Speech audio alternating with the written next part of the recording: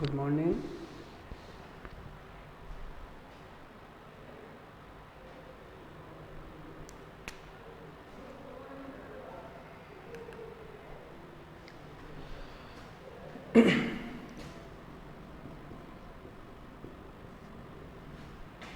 मैं आज आपको यानी पंचमी विभक्ति के 6 नियम हो चुके थे। आज मैं आपको सप्तमी यानी षष्ठी विभक्ति और पंचमी विभक्ति का 7वां नियम, पंचमी विभक्ति का 7वां नियम मैं आपको बता रहा हूँ। उसमें सूत्र है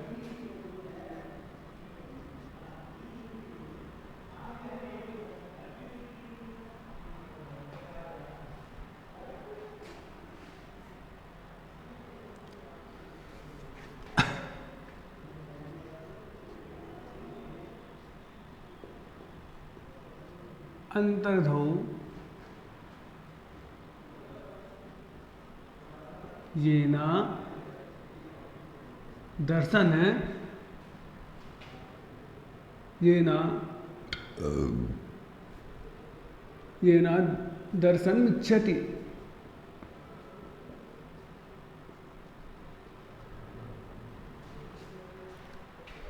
अंतर्धौ येना दर्शन इच्छति।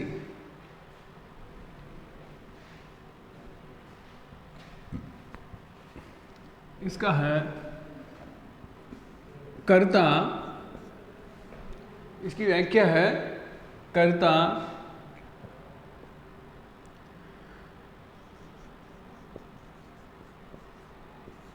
यस्मात्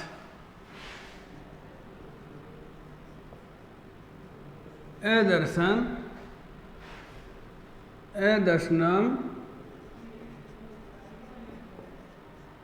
इच्छति। कर्ता जिससे दर्शनम यानी कर्ता यस्मात् दर्शनम इच्छति। दर्शनम का अर्थ होता है छिपने के अर्थ में, यानी इससे दर्शन यानी जिसको दर्शन नहीं दिया जाए। 7वां सूत्र ये अंतर्धौ येना दर्शनम इच्छति। अंतर्धौ येना दर्शनम मिच्छति। इसका है कर्ता यस्मात् दर्शनम इच्छति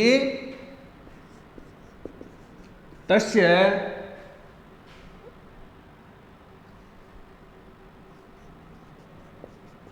पंचमी विभक्ति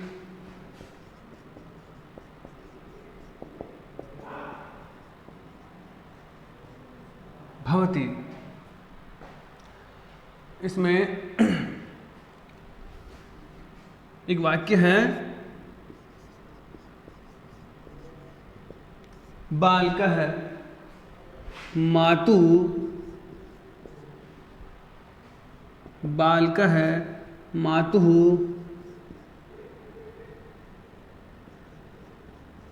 निलीयते। सूत्र बोल रहा है, ध्यान दो, सूत्र बोल रहा है अंतर्धौ येना दर्शन इच्छति। तो इस सूत्र की जो हिंदी आपको यानी इसकी व्याख्या बोल रही है कि कर्ता जिससे छिपने की इच्छा करता है। कर्ता जिससे दर्शन यानी इसने दर्शन नहीं दिए, तो जब छिप जाएगा तो उसके दर्शन आपको नहीं होंगे। तो कर्ता दर्शन का मतलब हुआ कि छिपने के अर्थ में दर्शन नहीं देना। तो कर्ता जिससे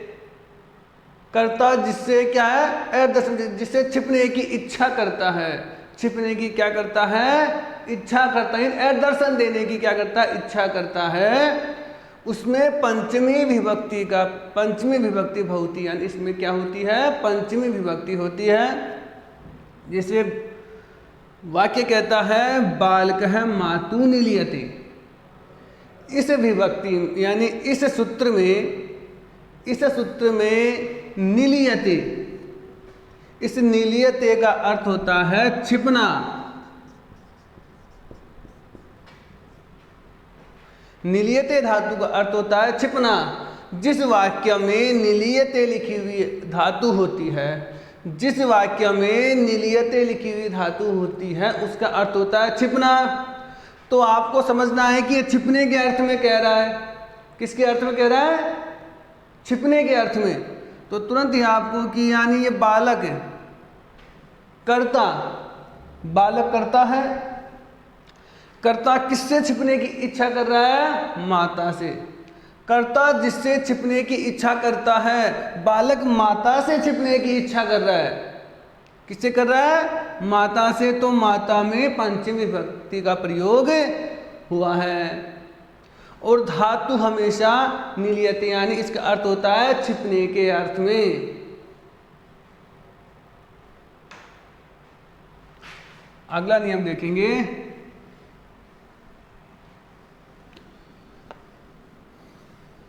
अब देखो इसमें विभक्ति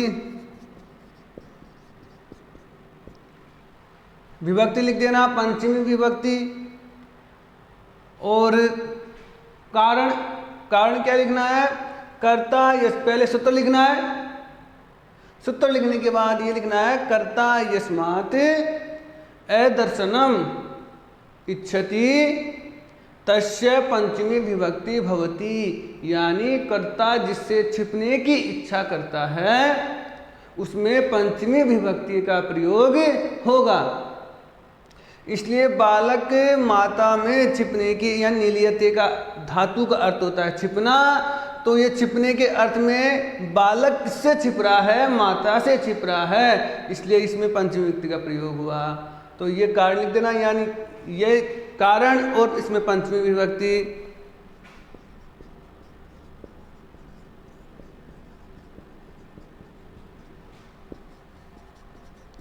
कारण आपका यही कारण होगा। आगे देखो,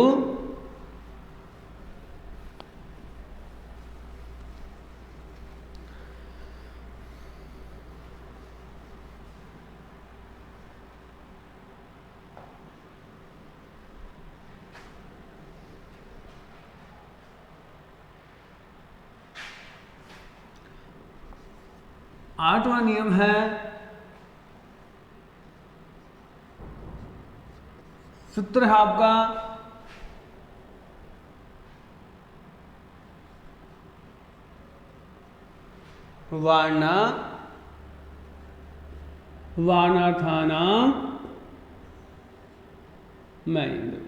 वार्णार्थानाम मिप्सित।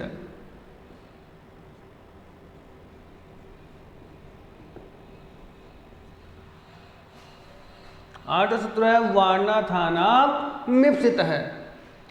इसमें होगा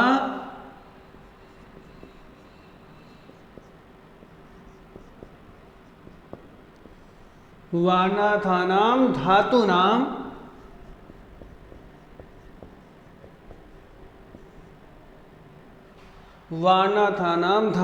प्रयोगे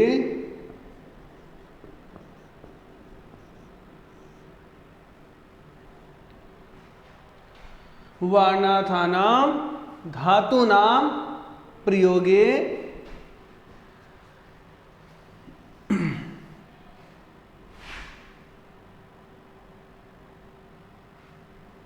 तस्य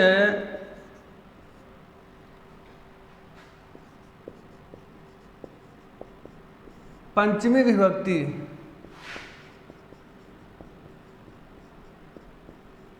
भवति। वार्णार्थानाम धातूनाम प्रयोगे, उसमें क्या होती है? पंचमी विभक्ति का प्रयोग होता है। जैसे है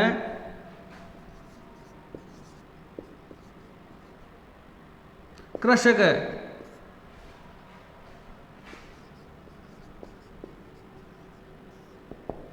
योभ्य कृषक, योभ्य गाम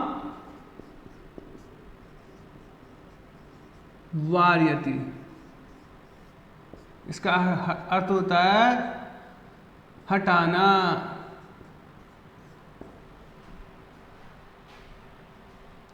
इसका अर्थ होता है हटाना। तो यानी कहने का मतलब यह है कि इसमें वार्यति का मतलब था हटाना, वर्णानाम धातु नाम प्रयोगे, तो यानी इस धातु में किसको हटा रहा है? किसान। यव्य का मतलब होता है जो से, इसको बोलते हैं जो, जैसे गेहूं है ना, तो इसमें यव्य का मतलब होता है जो से, गाम यानी गायों को, वार्यति यानी हटाता है। तो कर्ता ने किसको किया कि इससे हटाने की कोशिश की, तो इसमें कौन सी विभक्ति हुई? पंचमी विभक्ति का प्रयोग हुआ।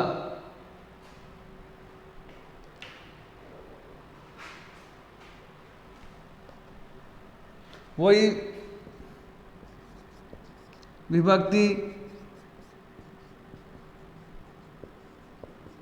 पंचमी विभक्ति, फिर लिखोगे कौन से? ये सूत्र लिखोगे। सूत्र लिखने के बाद ये आपको वर्णार्थानाम धातुनाम प्रयोगे तस्य पंचमी विभक्ति भवति।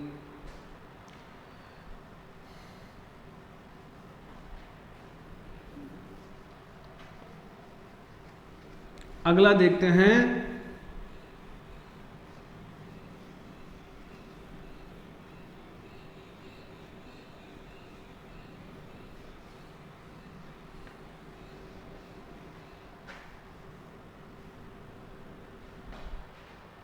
अगली विभक्ति होगी आपकी षष्ठी विभक्ति चालू है। तो षष्ठी विभक्ति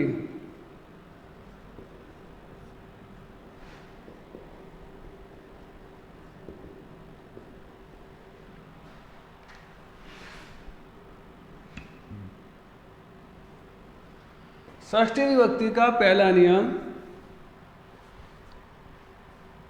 षष्ठी विभक्ति का पहला नियम है, सूत्र है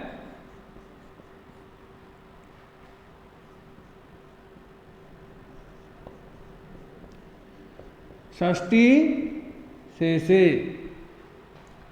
तो षष्ठी से इसमें यह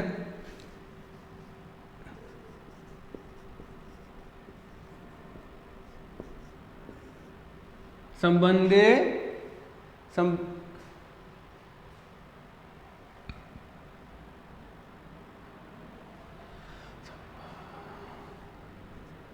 संबंधे षष्ठी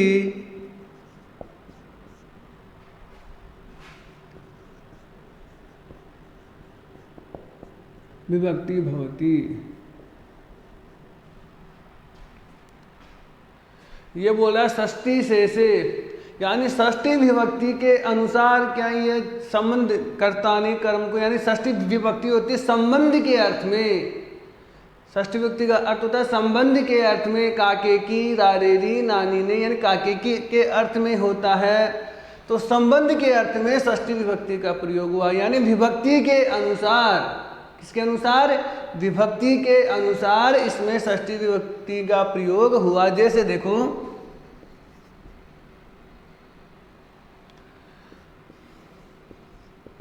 बालक है,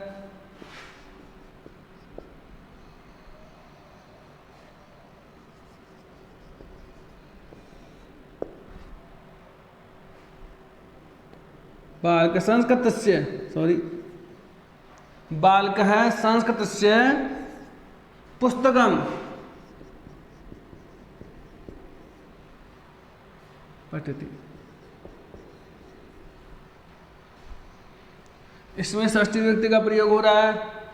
षष्ठी से सूत्र के द्वारा इसमें बालक संस्कृत की पुस्तक को पढ़ता है, बालक संस्कृत की पुस्तक को पढ़ता है। तो इसमें संबंध के अर्थ में काके की का प्रयोग होता है। तो काके की के प्रयोग में, यानी इस वाक्य में काके की का प्रयोग जुड़ रहा है, बालक संस्कृत की विषय को पढ़ता है। तो इस सूत्र के द्वारा संबंध के अर्थ में, ये षष्ठी विभक्ति है संबंध के अर्थ में, तो इसमें षष्ठी विभक्ति का प्रयोग हुआ। तो इसमें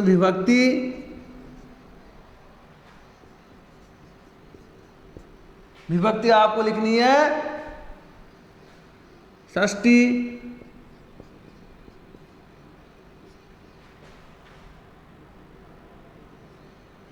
और कारण क्या लिखना है? संबंधे षष्ठी विभक्ति भवति, संबंध के अर्थ में संबंधे षष्ठी विभक्ति भवति, ये आपको कारण लिखना है।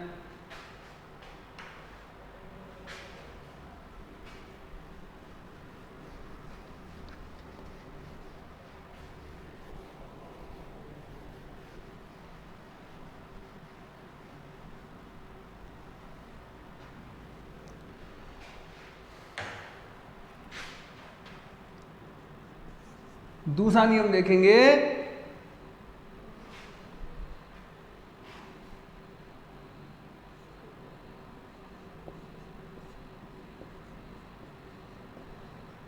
तरप प्रत्यय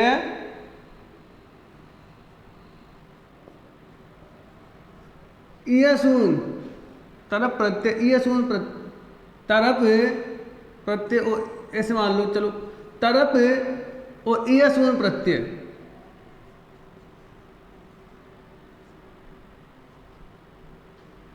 तरप ईयसून प्रत्यय प्रयोगे,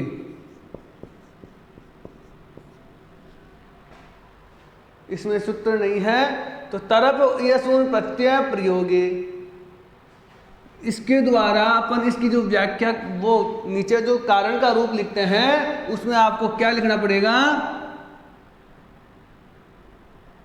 यदा, यानी तरप और ईयसून का जो प्रयोग हुआ है वो कैसे होता है। मैं नीचे ये दोहरा रहा हूं कि तरप और ईयसून का जो प्रयोग होता है वाक्य में वो कैसे होता है, वही तो कारण में लिखना है। तो कारण में लिखने के लिए इनका जो प्रयोग आपको लिखना, इनके बारे में लिखना पड़ेगा, इनका प्रयोग कैसे होता है। तो यदा, जब,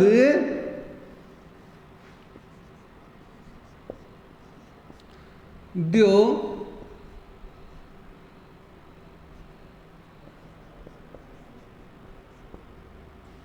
पदार्थयो, यदा, द्यो, पदार्थयो, कस्यचित्, किसी, जब दो पदार्थ किसी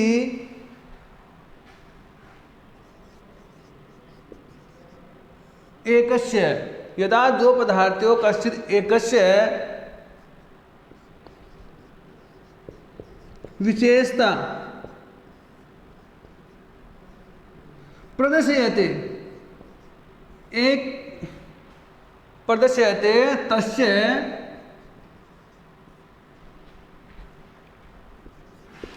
तरप ईयसून प्रत्यय प्रयोगे क्रियते।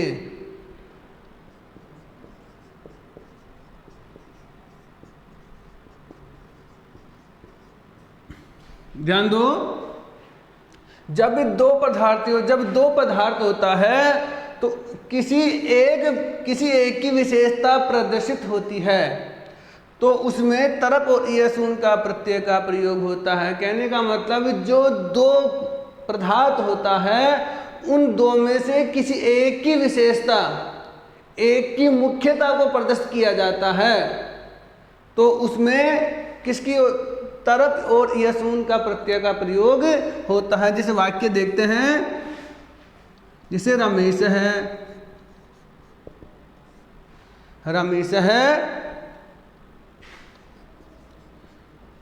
श्यामात,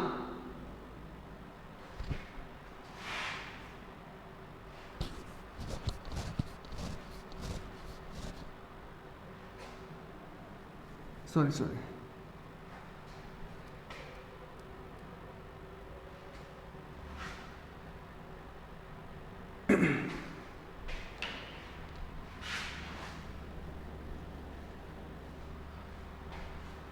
ध्यान दो कि ये जो ईयसून और तरप प्रत्यय का जो प्रयोग है वो पंचमी विभक्ति का है, क्योंकि तमप और स्तन प्रत्यय का प्रयोग होता है।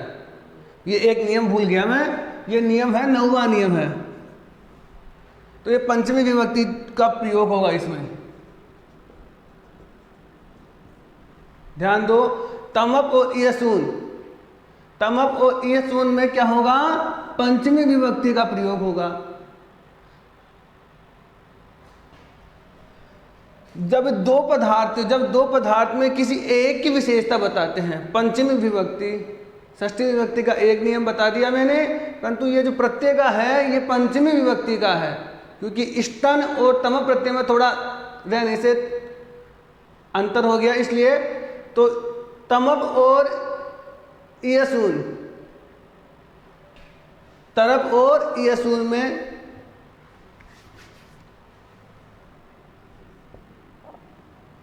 एक नियम भूल गया, इसलिए 9वां नियम है, अगला आपको बाद में षष्ठी में आगे बता देंगे। अब देखो तरप और ईयसून, इसमें रमेश है,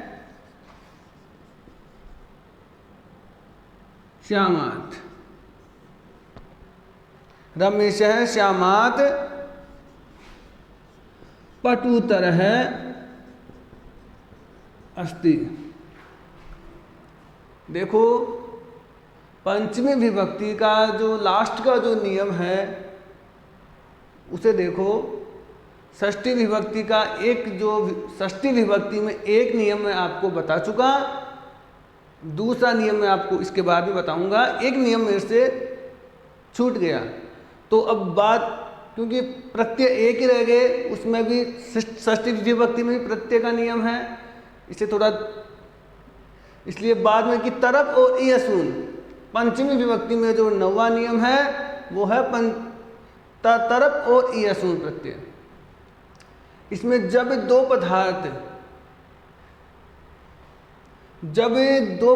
होते हैं, या दो पदार्थ का मतलब दो व्यक्ति भी हो सकते हैं, दो वस्तुएं भी हो सकती है, पर दो ही हो, जब दो पदार्थ के मध्य किसी एक को श्रेष्ठ बताया जाता है, किसी दो पदार्थ या दो व्यक्तियों के मध्य किसी एक को श्रेष्ठ बताया जाता है, एक की विशेषता प्रदर्शित की जाती है, तो उसमें तरप और ईयसून का प्रत्यय होता है। अब देखो रमेश है श्यामात पटुतर है, रमेश क्या है, रमेश है श्यामात पटुतर है, रमेश श्यामात श्याम से क्या है, चतुर है, क्या है, चतुर है, तो इसकी विशेषता बताई गई है इसमें श्याम से, एक की विशेषता प्रदर्शित की जाती है। तो पटुत्र यानी चतुर, पटुत्र का मतलब होता है चतुर होना, तो इसको एक की विशेषता अधिक बताई गई है, तो उसमें कौन सी विभक्ति का प्रयोग होगा, पंचमी विभक्ति का प्रयोग होगा।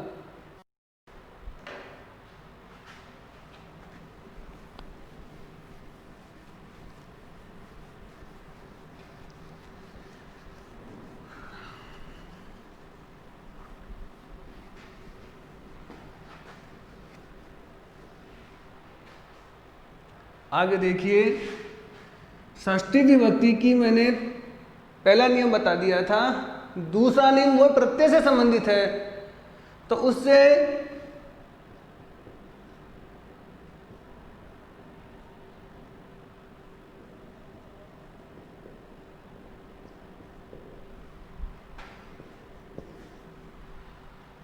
यानी उसमें है तमप, इसलिए थोड़ी दिक्कत हो गई, तमप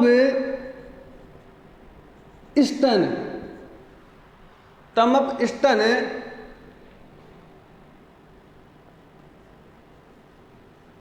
प्रत्यय,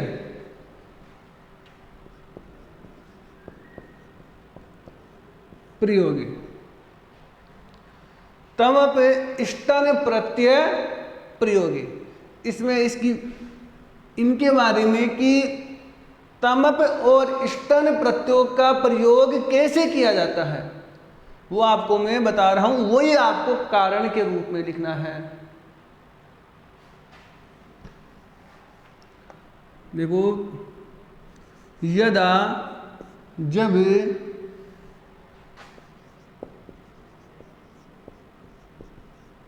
बहुसु, जब बहुत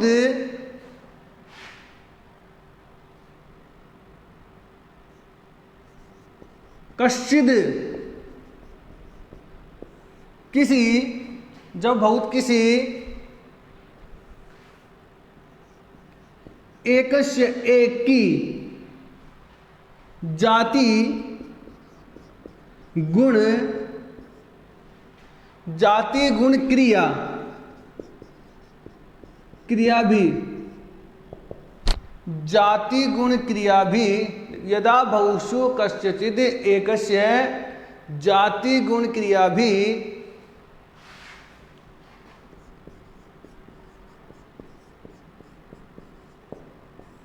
विशेषता प्रदर्शयते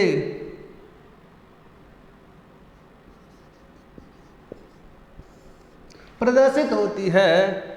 जब बहुषु कश्चित एकस्य जाति गुण क्रिया भी विशेषता प्रदर्श्यते तस्य, उसमें क्या होता है, तमप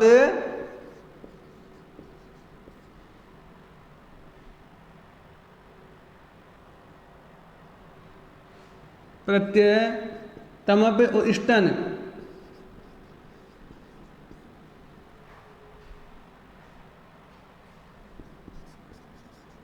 प्रत्यय प्रयोगे भवति। जब भविष्य, अब इसमें वाक्य देखो एक बार,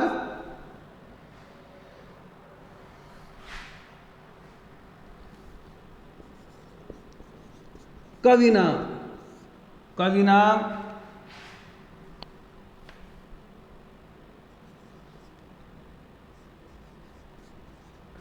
कालिदास है श्रेष्ठ अस्ति। कविनाम, कविनाम में कवि नाम में षष्ठी विभक्ति का प्रयोग हो रहा है और बहुवचन में हो रहा है। कवि नाम, कवियों में कालिदास श्रेष्ठ है, कवियों में कालिदास श्रेष्ठ है। अब देखो ये व्याख्या क्या कह रही है आपको, जब बहुसु जब बहुसारी ये भविष्य किसी एक, यानी कोई जनसंख्या हो, जैसे बहुत सारे कवि हैं तो कवियों में बहुत किसी एक जाति, उसकी गुण के माध्यम से जो वो क्रिया कर रहा है उसके माध्यम से जाति गुण क्रिया की विशेषता प्रदर्शित होती है। उसमें तमप और ष्टन प्रत्यय का प्रयोग हो रहा है, यानी किसी एक की, कहने का मतलब है जैसे बहुत सारे कवि हैं, कवि यानी बहुत सारों में किसी एक की, किसी एक कवि की उसकी जाति गुण और क्रिया, गुण यानी उसकी जो गुण है वो किस में किया गया, कवियों के रूप में किया गया, यानी कवियों में गुण के माध्यम से बताया गया। क्या बताया गया, उसके गुण के माध्यम से और क्रिया के माध्यम से। किसको श्रेष्ठ बताया गया, कवियों में। किस में श्रेष्ठ बताया गया, कवियों में। तो उसकी विशेषता प्रदर्शित किस में हुई, कवियों में हुई। एक की जो विशेषता प्रदर्शित हुई वो किसके माध्यम से हुई, जाति गुण क्रिया के माध्यम से। जाति गुण क्रिया के माध्यम जो विशेषता प्रदर्शित होती है तो ये इसमें हुई, तो इसलिए विभक्ति का प्रयोग किसमें हुआ, कवियों में। यानी कालिदास पूरी जो बहुत सारे कवि हैं, कवियों के माध्यम से कालिदास श्रेष्ठ है, तो इनके माध्यम से जाति गुण क्रिया के माध्यम से इसकी विशेषता प्रदर्शित हुई कवियों में, इसलिए इसमें षष्ठी विभक्ति का प्रयोग हुआ।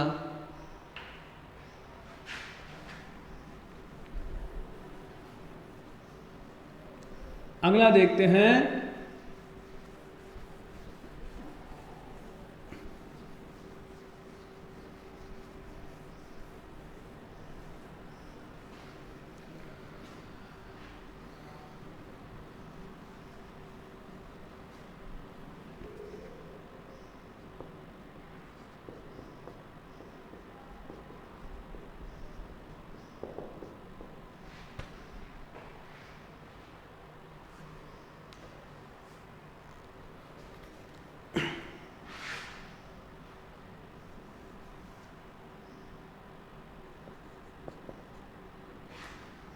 अधोलिखित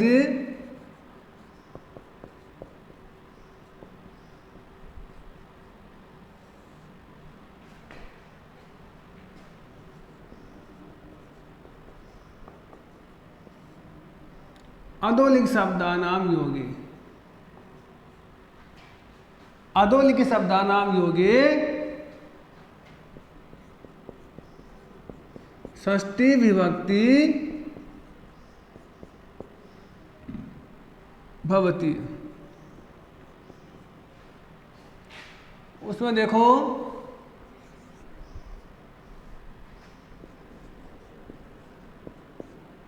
अधः, अधः का मतलब होता है नीचे, ऊपरी, अधः नीचे, ऊपरी। पूर्व है,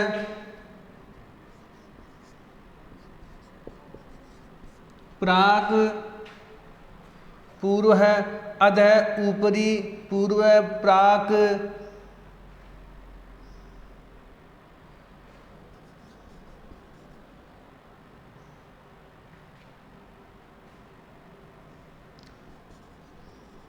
शमशम,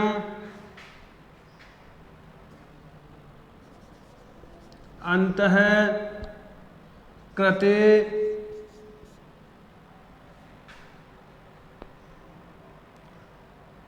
मध्य, ऊपरी का मतलब होता है ऊपर, पहले, पूर्व, समक्ष का मतलब होता है समीप,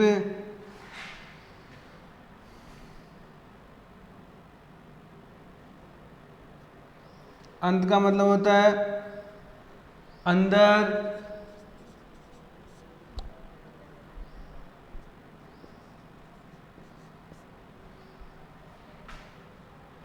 ये नहीं होगा, ये पंचमी में आता है।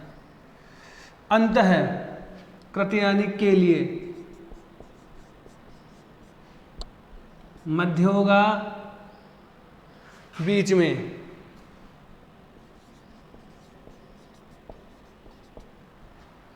अध ऊपरी, पूर्व, प्राक, अंत है कृते, मध्य।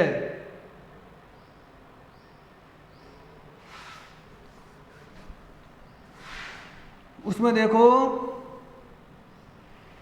अपन वाक्य लिखते हैं, जैसे इसके बारे में लिखो,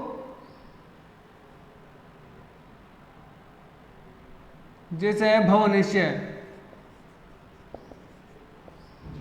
भवनस्य ऊपरी, भवनस्य ऊपरी खगा सन्ति,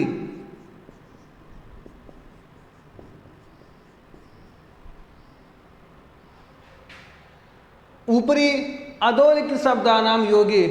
यहाँ पर जो लिखे गए जो शब्द के योग में षष्ठी विभक्ति का प्रयोग होता है, तो ऊपरी लिखा हुआ है, तो इसके योग में षष्ठी विभक्ति का प्रयोग हुआ, यानी जो शब्द लिखे हुए रहते हैं उनके योग में क्या होता है, षष्ठी विभक्ति का प्रयोग होता है। यानी भवन के ऊपर क्या है, खगा यानी पक्षी है।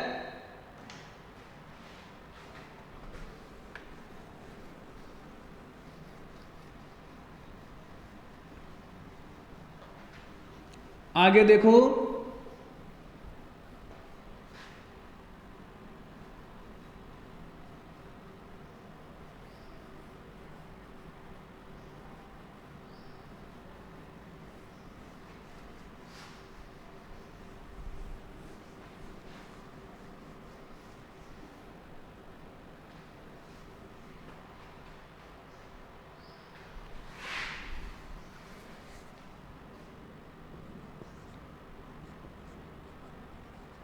तुल्यवाची,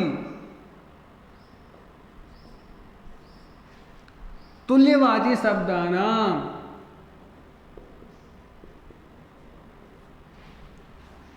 तुल्यवाची शब्दानाम प्रयोगे।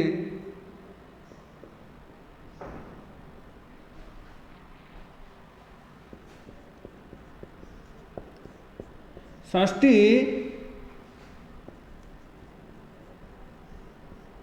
विभक्ति भवति। तुल्यवाची शब्दानाम प्रयोगे षष्ठी विभक्ति भवति। तुल्य का अर्थ होता है समान के अर्थ में। तुल्य का मतलब होता है समान के अर्थ में, यानी इसके समान है। तो अपन वाक्य के अर्थ में देखते हैं, यही इसका कारण है। आपको कारण क्या लिखना है? तुल्यवाची शब्दानाम प्रयोगे षष्ठी विभक्ति भवति।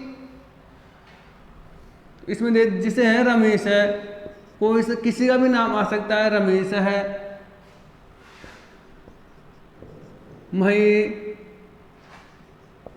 महिषस्य,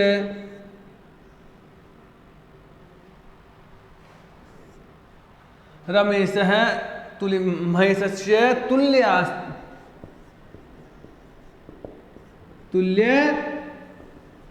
अस्ति। रमेश महेश के समान है। इसका अर्थ क्या हुआ? रमेश महेश के समान है। तो इसमें ध्यान दो, तुल्यवाची शब्दानाम योगे दो विभक्तियों का प्रयोग होता है। एक तो होता है षष्ठी और एक होती है तृतीया। इसमें तृतीय विभक्ति का भी प्रयोग हो सकता है। किसके अर्थ में? इस तुल्य के अर्थ में। तो तुल्य के अर्थ में तृतीय विभक्ति का प्रयोग होगा तो ये ऐसे हो जाएगा, महेसेन। ये हो गई षष्ठी और ये हो गई तृतीया। अगर आपके वाक्य में अगर तुल्य लिखा हुआ रहता है, उसमें अगर तृतीय विभक्ति के भी कोई शब्द आता है तो वो भी सही है, और अगर षष्ठी विभक्ति का भी प्रयोग होता है तो वो भी सही है, क्योंकि तुल्य के अर्थ में दोनों विभक्तियों के अर्थ में जुड़ता है। अर्थ क्या जुड़ता है? दोनों विभक्तियों के अर्थ में जुड़ता है। इसलिए तुल्य के अर्थ में तृतीया विभक्ति और षष्ठी विभक्ति का प्रयोग होता है।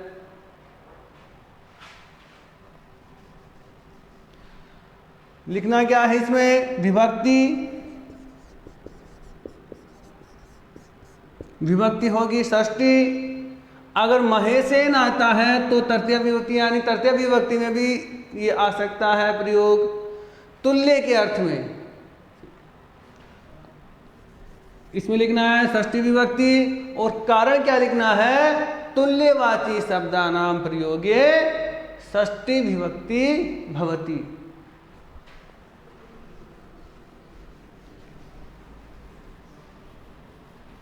आगे देखो, षष्ठी विभक्ति के 4 नियम हैं। वो 4 नियम आपको बता चुका मैं। षष्ठी विभक्ति के 4 नियम हैं, वो 4 नियम आपको बता चुका। उस 4 नियम में पहला है, एक बार और देख लो, षष्ठी से। एक ये सूत्र था। दूसरा था तमप और इष्टन, एक ये था। तीसरा था अधोलिखित शब्दानां प्रयोगे। चौथा था तुल्यवाची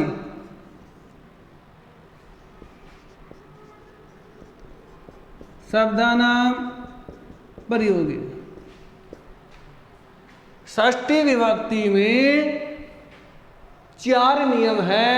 उस 4 नियम में देखो, षष्ठी से षष्ठी विभक्ति के अनुसार काके की के अर्थ में जो शब्द जुड़ता है, जो अर्थ निकलता है, उसमें षष्ठी विभक्ति का प्रयोग होगा।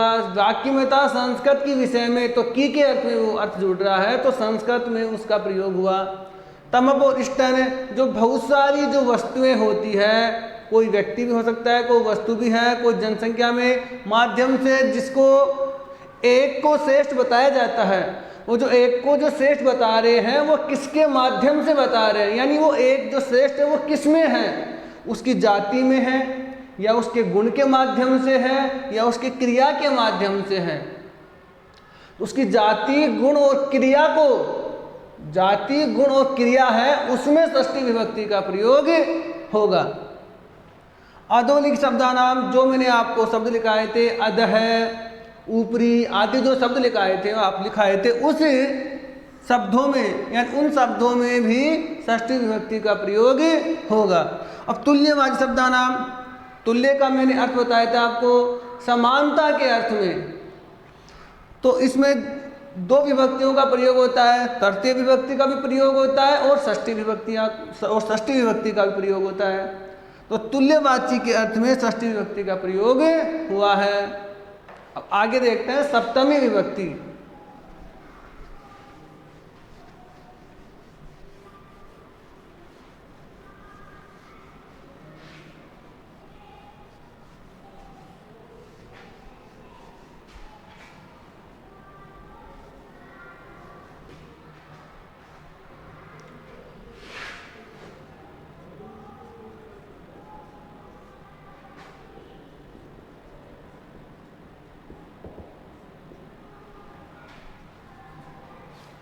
सप्तमी विभक्ति का पहला नियम, सप्तमी विभक्ति का पहला नियम है, सूत्र है आधारो अधिकरणम, आधारो अधिकरणम। इसमें है, मैंने आपको द्वितीय विभक्ति में सप्तमी के बारे में बताया था आपको। अब देखो इसमें आधारो अधिकरणम, इसके माध्यम से यानी हमेशा पहला जो पहली विभक्ति का जो पहला सूत्र बताया है वो विभक्ति के अनुसार ही बताया मैंने, यानी विभक्ति के अनुसार ही होगा। जैसे है यदा क्रियाया, यदा क्रियाया सिद्धौ,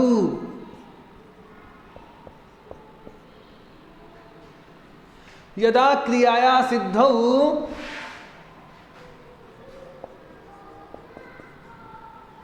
आधार भवति, जब क्रिया सिद्धि का आधार होगा, जब क्रिया सिद्धि का यदा नहीं, यदा का मतलब होता है जब जो, यह का अर्थ जुड़ेगा, जो क्रिया सिद्धि का आधार होगा, होता है, जो के अर्थ में गया, जो क्रिया सिद्धि में क्या होता है आधार होता है, उसमें तस्य, उसमें क्या होता है सप्तमी,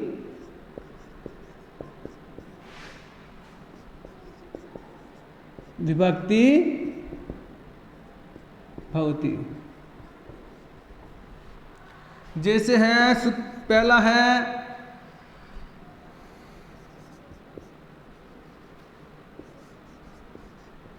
नर्प है सिंहासने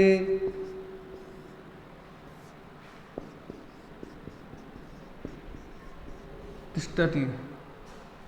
अब ध्यान दो, नृपः सिंहासने तिष्ठति, राजा सिंहासन पर क्या है बैठा है, राजा सिंहासन पर बैठा है। तो जो क्रिया में ये बोला, जो क्रिया सिद्धि में, क्रिया सिद्धि ये क्रिया है, क्रिया की सिद्धि इससे इसके द्वारा ही होती है। बैठा है तो किसमें बैठा है, इसके माध्यम से इसकी सिद्धि होगी। क्रिया सिद्धि के आधार है, इसका आधार क्या है, इसका जो आधार ही ये है, क्योंकि जो बैठना है वो किस पे बैठा है, ये इसके माध्यम से होगा। ये बैठा है तो किस पे बैठा है, ये इसके माध्यम से होगा। तो क्रिया सिद्धि में इसकी सिद्ध करने के लिए जो आधार होता है ये आधार है, तो उसमें विभक्ति सप्तमी विभक्ति का प्रयोग होगा। और मैंने द्वितीय विभक्ति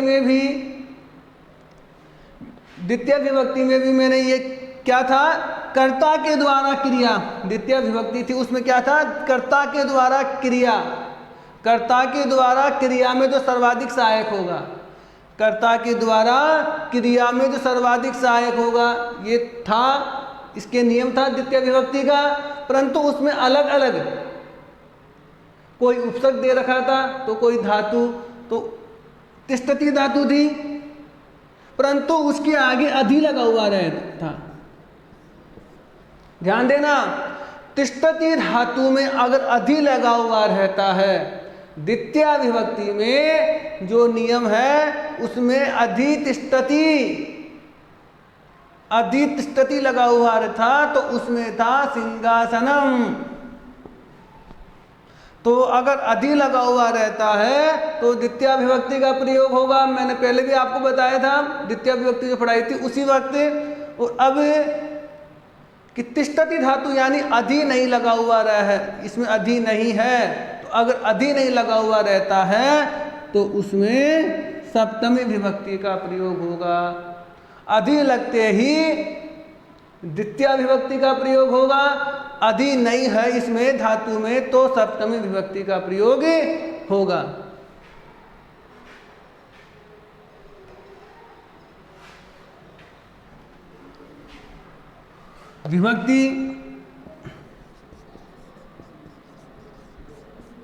विभक्ति आपको लिखनी है सप्तमी विभक्ति, और सूत्र और कारण क्या लिखना है, ये सूत्र लिखना है। और ये आपको यह क्रियाया सिद्धो आधार भवति तस्य सप्तमी विभक्ति भवति।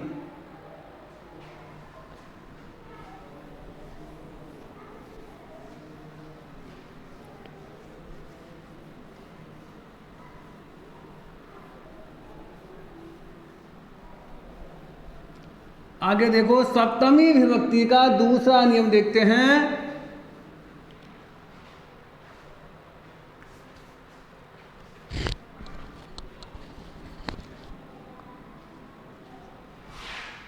सप्तमी विभक्ति का दूसरा नियम है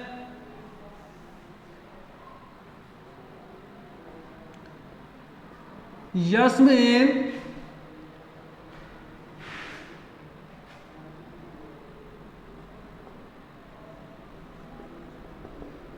स्नेह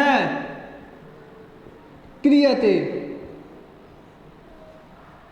जिससे स्नेह किया जाता है, जिससे स्नेह किया जाता है, तस्य, जिससे स्नेह किया जाता है, तस्य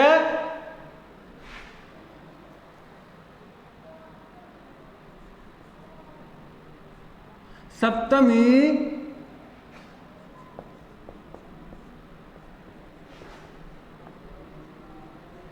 विभक्ति भवति। अब वाक्य है, स्नेह का मतलब स्नेह से संबंधित जो धातु होती है उसमें, अब देखो पिता, पिता, पिता पुत्रे,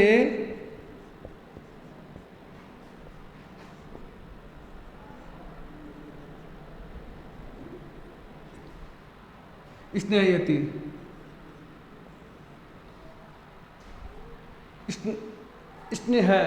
स्नेहयति, यानी पिता पुत्र से क्या करता है, प्रेम करता है। तो देखो, इसलिए मैंने इसमें ये लिखा है कि जिससे स्नेह होता है, जिससे क्या होता है, स्नेह होता है। पिता को किस में स्नेह हो रहा है, पुत्र में। किस में हो रहा है, पुत्र में स्नेह हो रहा है, तो इसमें किसमें सप्तमी विभक्ति का प्रयोग होगा। तो इसमें विभक्ति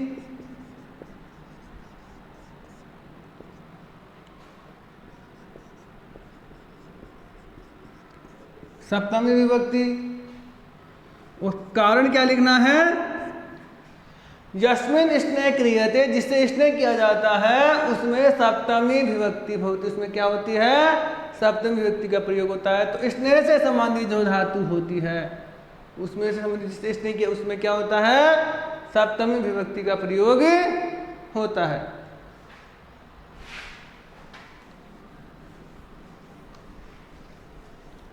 दो नियम, तीन हो गए। अस्मिन एक तो आधारो अधिकरणम स्नेहयति, हाँ दो।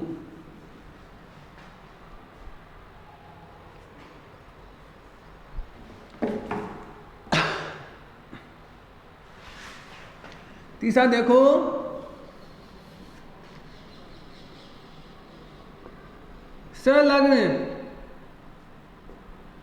संलग्नार्थक ये क्या है?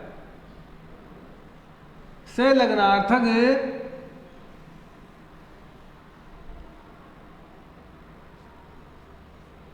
चतुर संलग्नार्थक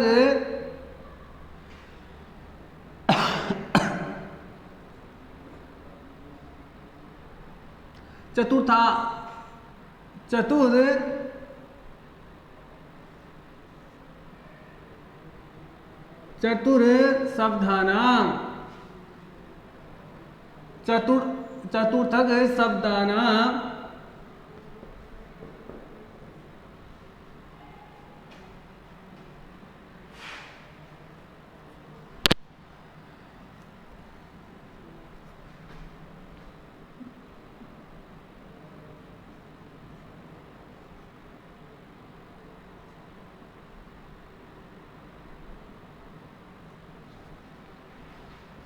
संलग्नार्थक चतुरार्थक शब्दानां प्रयोगे। संलग्नार्थक चतुरार्थक शब्दानां प्रयोगे सप्तमी विभक्ति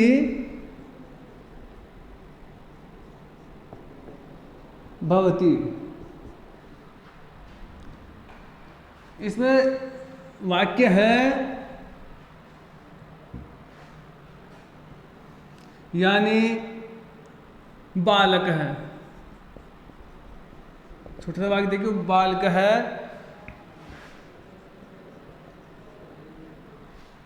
संस्कृते, बालक है संस्कृते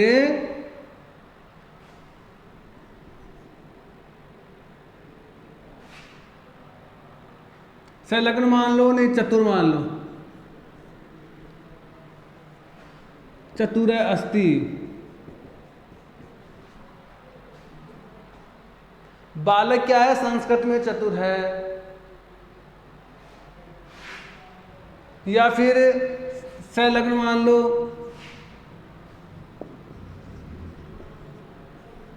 संलग्न है।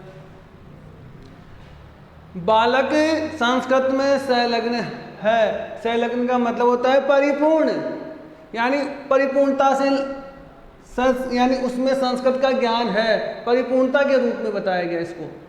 तो चतुर और संलग्न के अर्थ में क्या है? सप्तमी विभक्ति का प्रयोग होता है। यानी वाक्य में अगर चतुर और संलग्न लिखा हुआ रहता है, शब्द लिखा हुआ रहता है, तो उसके अर्थ में क्या है? सप्तमी विभक्ति का प्रयोग होता है। तो विभक्ति क्या लिखनी है आपको?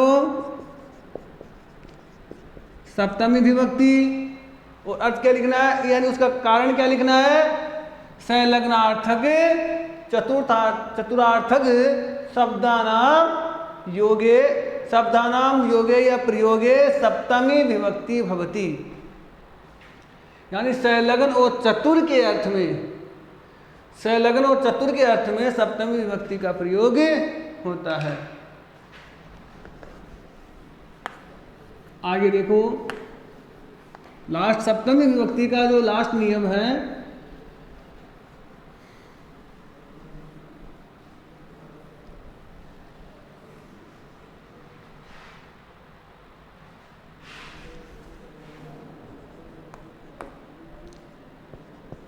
यस्य च भावेन भावलक्षणम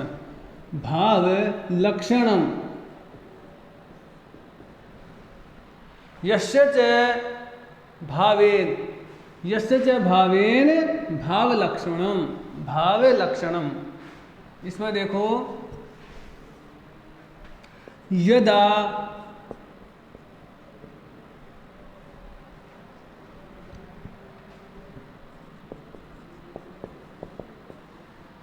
यदा दो क्रियाया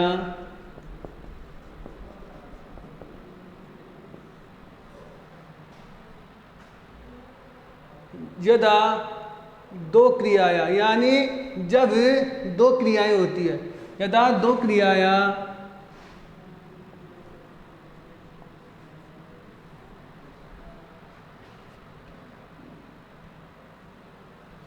यदा दो क्रियाया मध्य, जब दो क्रियाएं होती है तो क्रियाओं में देखो दो क्रियाया पूर्व, जब दो क्रियाया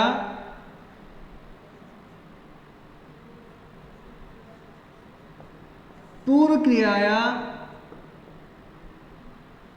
जब दो क्रिया में जब पूर्व क्रियाया कर्तरी, जब दो क्रिया में पूर्व की क्रिया में कर्तरी यानी कर्ता में, तस्या उसके कर्ता में, तस्या पूर्व की ओर आ गया, और उसके पूर्व की क्रिया में कर्तरी में, किसमें कर्ता में, कर्तरी सप्तमी विभक्ति भवति, यानी जब दो क्रिया होती है तो उसके पूर्व की क्रिया में, उसकी पूर्व की क्रिया में क्या, पूर्व की क्रिया में उसके कर्ता में, पूर्व की क्रिया में उसके कर्ता में सप्तमी विभक्ति का प्रयोग हो रहा होता है। जैसे देख लो, रामे वना गते,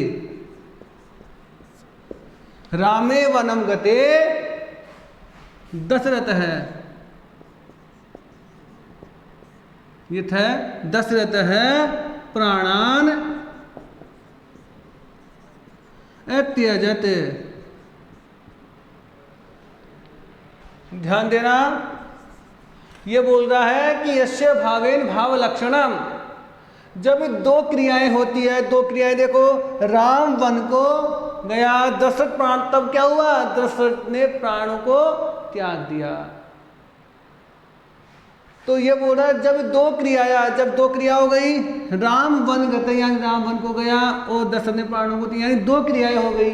तो दो क्रिया होने पर पूर्व क्रिया आया, ये पूर्व क्रिया हो गई, पूर्व क्रिया में उसमें उसके कर्ता में, पूर्व क्रिया के उसके कर्ता में, पूर्व क्रिया के उसके कर्ता में क्या होगी, सप्तमी विभक्ति का प्रयोग होगा। तो रामे में क्या हुआ, सप्तमी, उसके कर्ता में सप्तमी विभक्ति का प्रयोग होगा।